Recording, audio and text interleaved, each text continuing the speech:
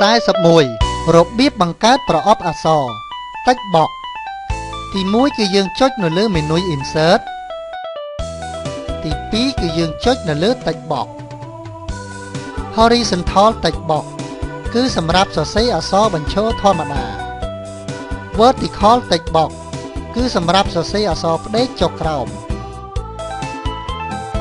រួចយើងយកម៉ាវคลิกគូសទាញទំហំប្រអប់អក្សរតាមតម្រូវការរួចលែងម៉ាវចុចនៅក្នុងប្រអប់ដើម្បីវាយអក្សរបើយើងចង់ពង្រីកឬក៏បង្រួមប្រអប់អក្សរនោះគឺយើងត្រូវយកម៉ាវទៅដាក់ឲ្យចំគែមប្រអប់អក្សរឲ្យចេញសញ្ញាក្បាលព្រួយ2រួចคลิกទាញបង្រីកឬក៏ពង្រួមទៅតាមតម្រូវការរបស់យើងរួចលែងម៉ាវជាការស្រេច42របៀបបង្កើតអក្សរក្បាច់ Word Art ទី1យើងចុចនៅលើមេនុយ Insert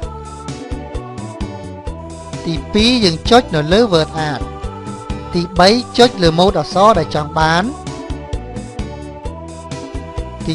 4ចុចក្នុងប្រអប់អក្សរ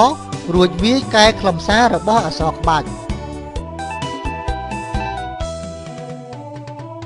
ហើយបើយើងចង់រចនាបន្ថែមលើវាត្រូវចុចលើវាសិនរួចចុចលើមេនុយ Format 43របៀបបញ្ចូលនិមិត្តសញ្ញាផ្សេងៗ Symbol ទី1យើងចុចនៅលើមេនុយ Insert ទី2យើងចុចនៅលើ Symbol ទី3ចុចរើសនិមិត្តសញ្ញាផ្សេងៗដែលមាននៅក្នុងនេះទី4ចុចលើនិមិត្តសញ្ញាដែលយើងចង់បាន